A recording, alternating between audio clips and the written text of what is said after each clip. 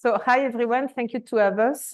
Here, Armando Arguello, Mexico, AT&T, Chris and Nathalie in Mexico, AT&T. I have a French accent, but I also speak Spanish, just to clarify. And I am based in San Diego, supporting the AT&T Mexico team. So we want to bring you today our success story, how to bring standards together in AT&T Mexico, and how the Scaled Reference Model help us to cover the gaps we had. So I give you a quick introduction about AT&T Mexico. The challenge of AT&T Mexico is that was 3 companies who merged together and AT&T bought them. So all to make things easier. So we are working on the enterprise architecture since 2 years now. And this year, the company did pretty well. We had a good editor. And we didn't need to depend on AT&T US help. So we are big brothers. We know now to do things on our own. So AT&T today is the second largest provider in Mexico. We have now, to update the number, 17% of the Mexican market. And we are pushing hard on all of the 5G and fiber infrastructure deployment for a total of 22 million of customers and 18,000 employees. And then just a little bit about Sparx Services North America. Ultimately, we're participants in a number of standards organizations, including the Guild, OMG, the Open Group, TM Forum. And a big part of our practice is to try to help not just contribute and accelerate some of those standards, but try to bring them down to practical, pragmatic reality. So how do people actually make these standards work? And I think we've got a pretty cool story to tell about how we helped AT&T Mexico do just that. So we started early 2022, and we brought the enterprise architecture, well, we uplift the existing. The idea, we wanted to make all of the teams work together, all of that to bring shorter time to market and to improve the total cost of acquisition. So what we work first, we define all of the standards, and we wanted to make it a way of working, walk the talk. So for that, we first embrace all of the architecture principles from all of the standards we know. We didn't start with a guild. We started with everything else, and then we brought the guild. End up in kind of this kind of like admin-related cleaning up work, and kind of not. Oh, you're meeting somebody online? Okay. So as we are a telecommunication company, we had all of the business, the TOGAF, the Archimate, but also the TM Forum, the Telecommunication Forum framework. Our company adopted the SAFe methodology. We have 18 trained release. And what we brought was the guild help us to close the gap with value stream on capability mapping.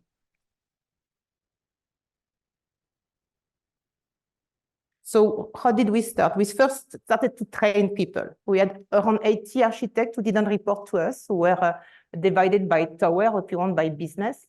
And we first had to train them from the basics, TOGAF, architect, Archimate, what is enterprise architecture, what is business architecture. Then we not only train the architect, but also the agile team on the DTO, the Digital Transformation Office. Then we also try to train our VPs and CIO, who are still working on that part, who are getting their support. And we also brought the tools. I know we speak about principle on how to work together, but we needed the tools. We needed a repository to have the artifact, to know where the information is. Because when we arrived, all of the information was in everybody's laptop or SharePoint or the provider SharePoint.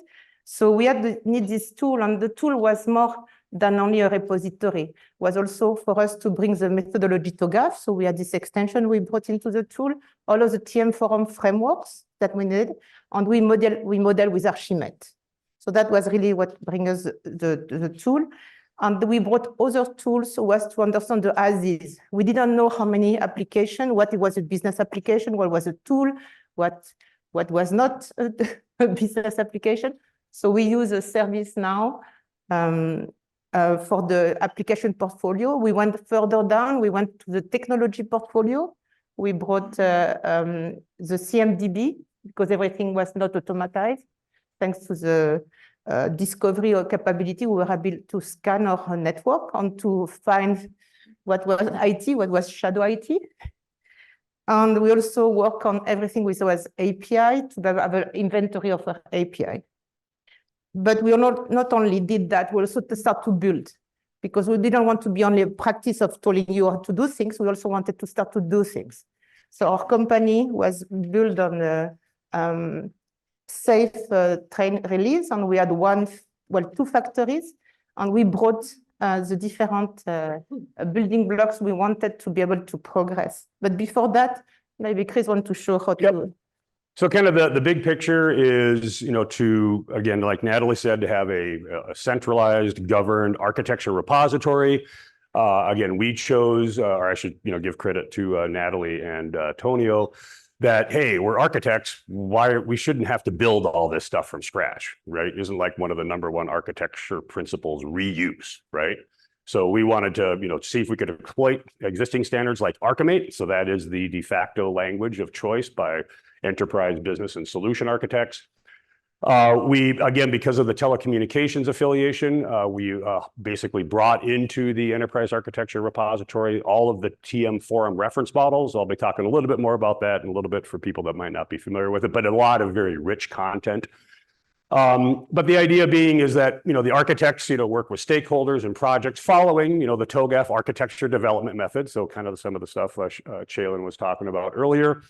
But the ADM is an architecture lifecycle. It is not a solution delivery lifecycle. So again, the outcome of doing the ADM is a roadmap and a set of requirements and a portfolio of projects. But then an actual solution delivery organization has to actually build the solutions or configure or purchase them. That's where the Scaled Agile Framework came into play. Again, trying to leverage the content in the repository to keep everybody in line. And informed. But one of the challenges, as some of you might know, is that the architecture tool is a pretty professional, hardcore engineering tool for architects. But it is not the place for non-modelers to go see what's going on. In fact, it's the worst idea ever. For all sorts of reasons. Even the best architecture modeling tool, it's just, again, that's where we author the content, but we have a web-based collaboration platform where we can, build a model or a view and then immediately get a hyperlink to it, send it to somebody in a chat or an email, they click on it and they can see it real time in a web platform and then start collaborating around it, having discussions, so on and so forth. So a little bit about the organization structure. Yeah, we are grouped as different towers, but what we wanted to show here is that the data on architecture governance team under my AVP, this DTO, and the Agile Center of Excellence were cross-function. So we want them to work together to teach them to speak the same language as us, because they are kind of for a gateway to the business. They speak every day with the business. And because we are organized on release train, they were also organized this release train as part of PMO, that kind of replace the PMO, but not completely. So as part of that effort, on the next slide. And just to point out pretty much all of the diagrams you're going to see are out of the architecture repository. So again, live governed content. And, there are 18, I think, Nathalie, factories or agile release trains that are spread over a number of different organizations. So again, trying to, pull together a lot of different stakeholders that have different, desires and outcomes and resources. And that's, like Nathalie said, why, architecture and data is kind of a foundational layer of this, but then, surrounding it with the center of Center of Excellence for Agile Development, and then the Digital Transformation Office. Yeah, and everything you're going to see today has been modeled or is existing inside of a repository. So it's not loose or in PowerPoint presentation.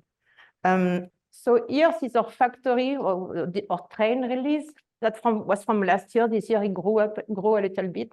But the right inside, if you see, is all of our standards and how we made them communicate to each other. Later on, we are going to show you our meta model, how we decide who is owning what and who is going to provide which information to whom.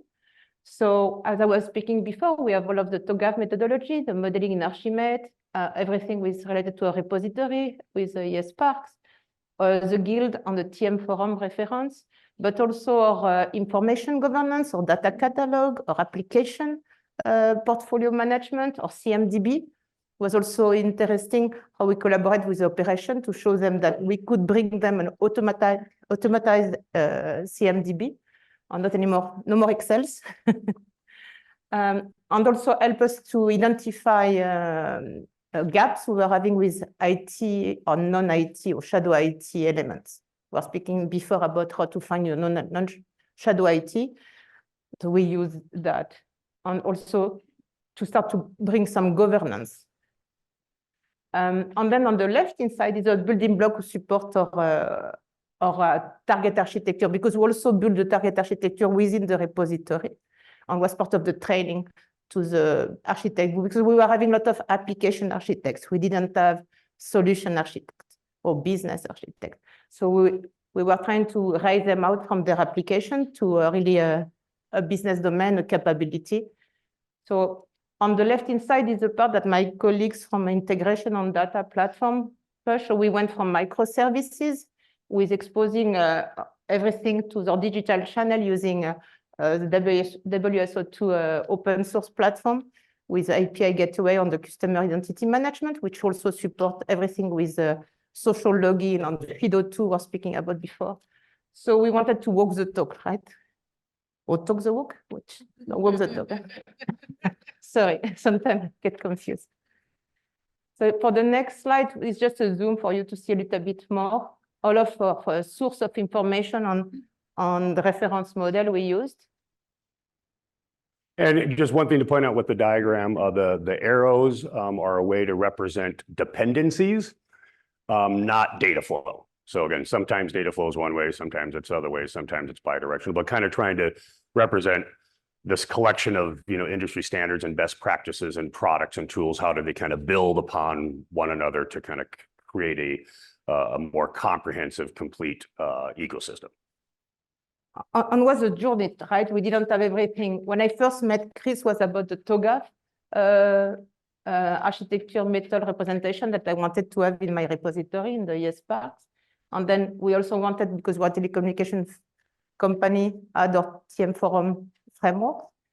And then we work also on the governance, because if you wanted to have a data evolution, we wanted data lake to the cloud, etc., we need to have some kind of governance, because we were having too many information, data everywhere and not enough information somewhere. So what else I forgot? Yeah, everything was also the inventory of not only the business application, but we wanted to inventory all of the assets of the company. That doesn't, if it's IT, network, security, if it's tools or business application or system application, we wanted everything in one place to not have different versions of how many on what we have. Because if we want to be able to rationalize application, we need to know what we have first. So, and then the WSO2 part was to have an inventory of API. As we move to microservices, we wanted to have API. Today, we have them inventory by API. We want to have them by business domain. We are working on that part. And all of that is to serve as fast as possible of all our digital channels. And then one other thing you might notice up in the ServiceNow area is that ServiceNow is a system of record of projects. So both traditional waterfall projects and agile projects. So we're pulling that information also into the repository as the basis for solution architects creating their prototypes and models for their individual projects themselves. So just a little bit about the TM Forum, in case you guys that aren't in the telco business haven't heard of this before. It's got a very rich history. It's been around for, oh goodness, 20 plus years. It used to be called Frameworks with an X. It has this components called eTOM, which is basically a process library. Again, pretty traditional process kind of decomposition, like 2,500 different processes that represent all the processes that a telecommunication company needs.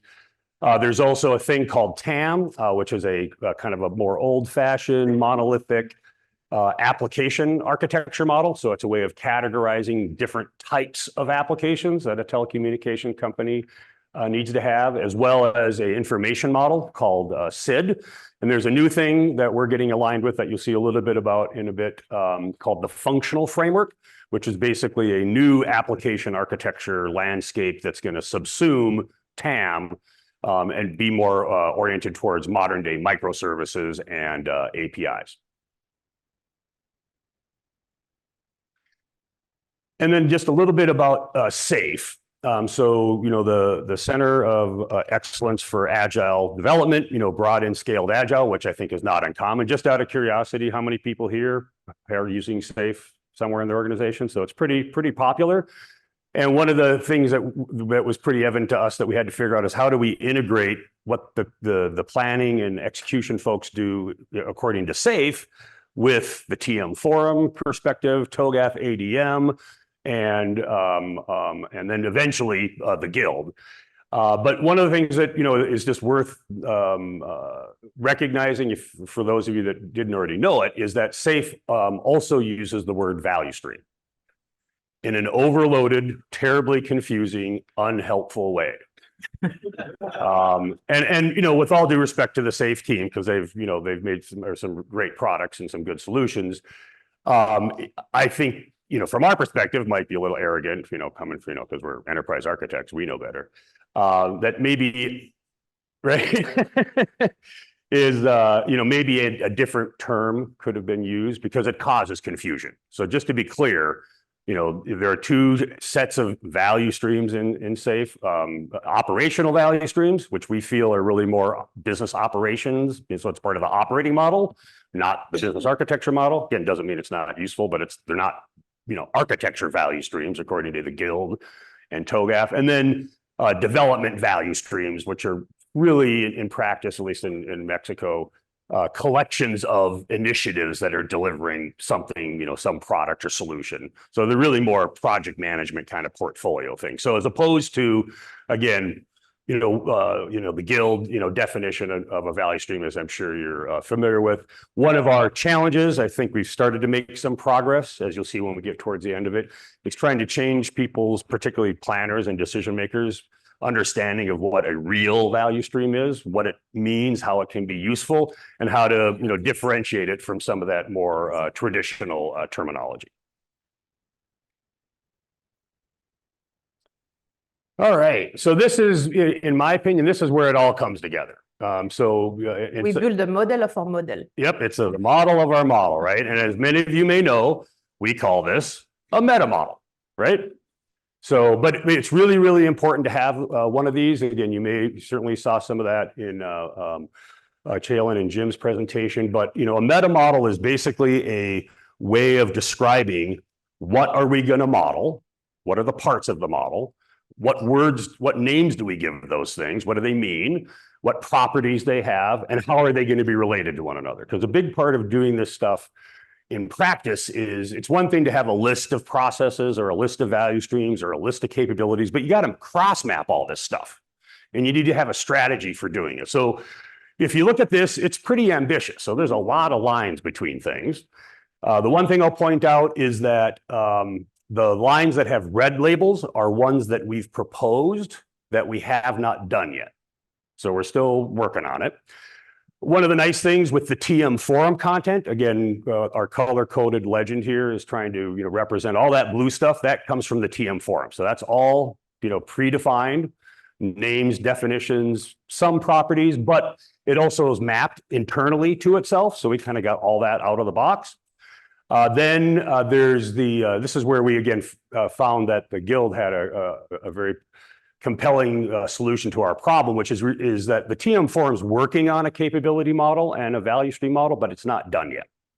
And we needed something now. And so that's where we selected the Guild's Telecom Reference Model as a basis for that, focusing predominantly on value streams and capabilities. We might get into some of the other dimensions, organization and information, eventually, but that's got to start someplace.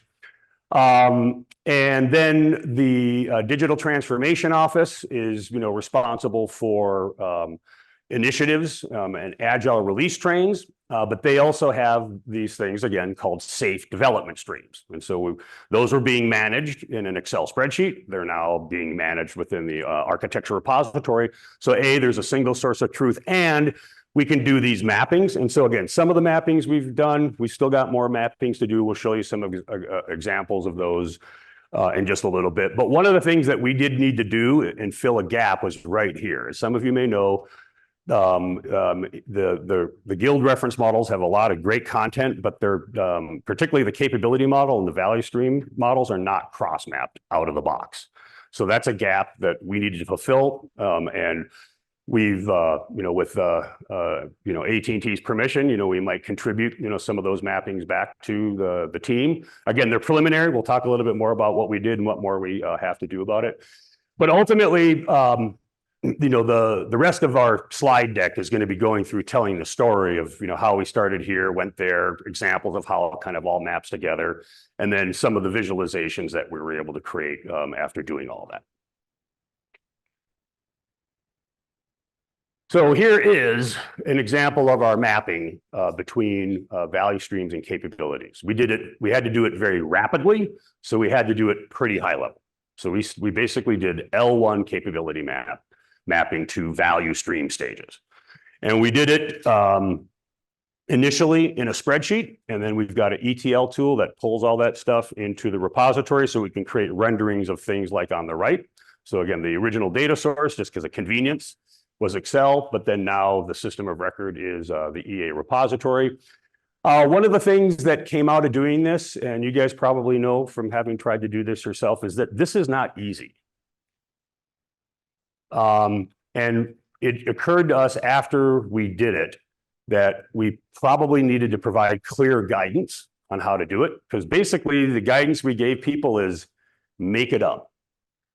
I mean, really, it was like, look at the name of the value stream, look at the stage, look at the description of the stage, and then look at the list of the capabilities and noodle, and you go, well, maybe that capability has something to do with that. I think a consequence of that is that we mapped too broadly. So we need to really bring it back and make it a little bit more crisp and clear. And as you'll see in at least one of our conclusions, the diagram on the right, the blue boxes are capability instances, as opposed to gross capabilities themselves. And that's another gap that we need to fill, because as we see, when we take a look at some of our application mapping, by not having capability instances, the inference of getting from a business application to a value stream ends up introducing false positives. So we'll talk a little bit about that. All right. So here's an example of where we took some what are called aggregate functions, which again is the new application architecture from the TM forum, and mapped those to the business capabilities from the Guild Telecom Reference Model. In this case, we again took a similar approach. One of the nice things about the functional framework is that these aggregate functions, which again are application functions, it's a two-level hierarchy. So that made it simple. We decided to map the L2 aggregate functions to L1 capabilities. Again, we may find that we may have to go back and refine that, but with with all of us being under pretty serious time pressures, it was better than nothing, right? Because you can, I think we often make a mistake, particularly when tools are thrown in the middle of stuff, that we get a false sense of confidence of all the things we could do that we could never do before, but it doesn't mean you should do them. So you kind of really want to be, I like to take an agile approach to this, which is do as little as possible until it's proven you must do more, instead of doing too much, finding out you really missed the gate, wasted a lot of time and money, and then your project or your program gets canceled. I just wanted to add, it's really a teamwork. We got the involvement of the DTO, the Digital Transformation Office, because we didn't know all of these release trained enough, and it was a problem in the company because we were enterprise architecture or business architecture, and we were not able to know what the business was doing inside of their train. So that is why we are doing that. We are doing that to know what we have and to see how to improve it. And for that, we need we got the help of the architect, who at that time were not depending on us, on the help of the DTO. on some member of the Agile team too. And I think that's a really important point, might be in our conclusions, which is really try to distribute the responsibilities for maintaining this content as broadly as you can across the organization. Because if it's only the enterprise and business architect's job to do this, that's all they're going to be doing, right? So we really want to plug that into other people's activities, portfolio managers, application architects, so on and so forth. So everybody is taking care of the content that's in the repository. We did the same for the application portfolio as well, because you know how that works, the inventory, everybody wants it, nobody wants to collaborate to it. So we brought the tool, the methodology, but it was a teamwork for everybody to bring the information needed. Yep. So as an example, some folks under Armando have started, really took some nice initiative in then taking a look at the business applications that have been pulled into the repository from ServiceNow, the preliminary mappings that have been done to the TM Forum reference models, which just, by the way, they're done in ServiceNow. So we export that content out of the EA repository, and then they become pick lists in ServiceNow. So that's where they do the mapping and the categorization. But as you might not be surprised, when the team started looking closer at it, they're like, I don't think that's quite right. I think, you traced it too high, you traced it too low, you missed some things. And so this is kind of representing the work in progress of the refinement that's being done between the business applications and the TM Forum content. And then what we were able to do is then take that information, again, think about the previous diagram as kind of the raw material, and then create a more concise, pretty view. Again, this is not so much necessarily designed to be readable, but it's more of a demonstration from soup to nuts. So we basically go from a business application, one business out of how many business applications? 250 business applications. So there's a lot of work to do, but again, all of the content from ServiceNow basically helps us populate the blue stuff at the top. That kind of comes out of the box. So business application to TAM application to atomic function to aggregate function. So that's where the TM Forum stops. And then the mappings of those to the business capabilities from the Guild reference model is the brown rectangles in the middle, and then eventually to their traceability to value stream stages, but then ultimately the value streams themselves. But we got two pictures of this coming up that allow us to take just a little closer look at it. And again, this is not the way that we're sharing information with most stakeholders. So it's really just a way to share with you guys and some of our peers. We'll be showing you some different kind of visualizations in just a little bit. But I think the most important thing is when we get to the second level, this is kind of what I was talking about before, is that because we're not currently using capability instances, those are capability classifiers, actual capabilities, not an instance of it in the context of a particular value stream, is that leads to an explosion of traceability to value streams that just doesn't make sense. So this is a payment box, which is for doing collecting payments for prepaid for all telecom services. So it's a user portal, right, that people use. Okay. Well, it doesn't do things like here, I got to go down and read it. So it does not do research. It does not deliver initiatives. It does not design operations. So again, there's some false positives in here because of the traceability, and we feel that if we introduce this concept of a capability instance, that's going to allow us to get a much more refined understanding of exactly which value streams through those capability instances are going to be supported by a particular piece of software. So here is really where we work with a lot of the DTO or the teams. From that mapping, we got everything else. So you can see we have the value stream part. I cannot even read. Yeah. So we got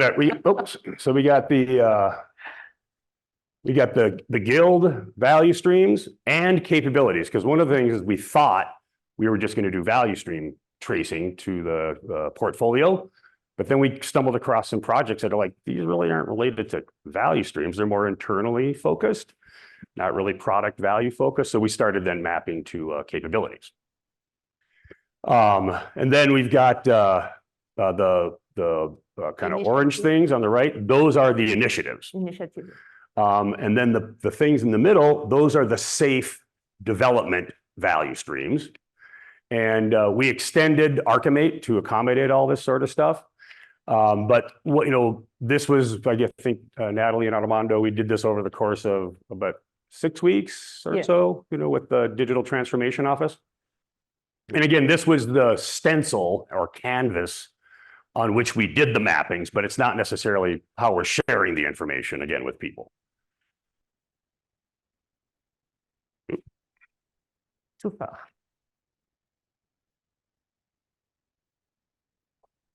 Yep, Okay. we're doing pretty good. And then there'll be some time for questions, if there are any. Okay.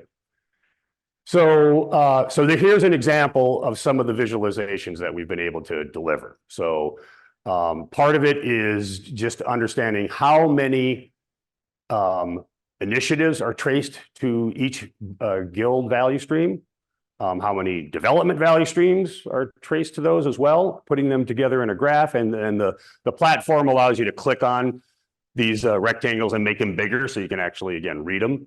But one of the nice outcomes was this set of squares on the right, which is kind of the ability for us to get a view of the project portfolio from a value stream lens. So basically all the green squares are value streams that are being invested in to some level, and the red ones are ones that are not being invested in. And as you guys know, that can be the basis of rationalization, right? Does it make sense that we're spending money here, but we're not spending money here? And then there's little tiny bars inside each of one of them that actually, again, is kind of a reflection of the bar charts on the left to show us the density of investment in each of those value streams.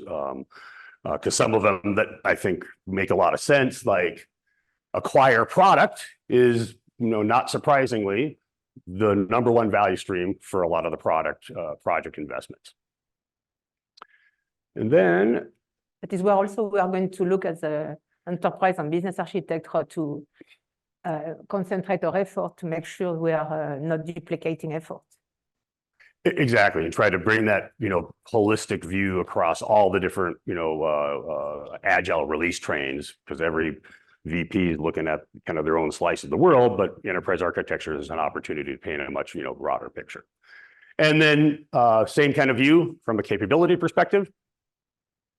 Don't know if there's anything specific, except maybe to call out one of the things that also we wanted to make sure that we understood as a cross-check is, which value streams and which capabilities did we not map anything to? Because that can be a sanity check. It's like, oh, shoot, there's got to be some project. It can be something we don't know about. Yeah, exactly. It can be done in shadow IT and we're still discovering. So here's another visualization. I don't know, Nathalie, you want to chat about this real quick? Well, we had this map from Gartner where they were organizing by internal facing, external facing, and then going from up the bottom to top, and then left to right, which type of value stream, or they speak about capability in Gartner, but it's more like value stream, from technical, enabler, competitive, and we organize. And I personally reuse it. I'm going to present it on Friday to show to our upper management what we were doing in our factory, in our release train. So I will show them everything was at the bottom here, this part, that we're enabling for the rest on the top right to work, because often they don't understand. They just think the magic happened. They don't understand what is in the behind. So to speak about product, not only about value stream to our upper management, but to organize the way they can visualize it. So just real quick, people can look at this offline. This is the same kind of picture, but looking at the actual development value stream, so more of a portfolio view as opposed to the architecture, business architecture view from before. But just to keep honest to time, just some conclusions. I don't know if you want to take some of this, Nathalie. Well, we have some good news. When we started 2 years ago, we were like 4 architects. And now we just got the 32 architects who are in the company going to work under our IVP. So we managed to convince some people. And so we really want to say thank you to our CIO, CEO, even the president, our IVP, of course, who is a visionary. But now we are in the stage of this year is really we need to govern, make it mandatory. The same thing that security said, you need to get this done by 3 months, 6 months. We are going to do the same for architecture. You can have a tactical approach, but you have a technological debt, you have a risk on TCO, risk on security, and you need to make it happen. It's no more excuse. So this year we start to do the police job, and now we have the main resource to do it. So as we say, the team sport, we really started by a little bystanders, TOGAF, Archimate, TM Forum. We brought everything else. The guild was a saver at the capability value stream level, even if we struggled between value stream and capability, but we made it happen. And was all about make it all work together. On that, again, thanks to the repository, we were able to do it, because I didn't want to go to each of them to look for the information. And that plus integration with the application portfolio management really helped us to know where we are and where we want to go. It was not easy. Luckily, we did it previously in another AT&T group on LATAM part, so we could accelerate what we did now. But integrate business and IT strategy is also a challenge, and it's still a work in progress. And then, as we were speaking before, the problem is what we want to show to our upper management is we need to assign the budget per capability and not anymore per line of tower, right? Because isn't it is too difficult if you design, okay, I want to spend so much in digital platform and I want to spend so much in finance, but we don't think it's the right approach. And it's where we want to go, to show them that budget needs to be by capability and by strategy. And just to be, again, keep us honest. Thanks everybody for your time and attention. Well, thanks very much, gentlemen and ladies. That was a lot of information. Sorry. I always enjoy metal modeling where the rubber meets the sky. But there's some questions online, you said, so let's start with them. And anyone who's got a question in the room, start with. How did you reconcile all the different definitions of value streams? How do you see the operational value stream as different than the architecture value stream defined in the BizBook? And that got 3 thumbs up, so people have Okay, all right. Well, I think part of it is we had a little bit of convenience, which is the Center of Excellence for Agile was really focused just on development value streams.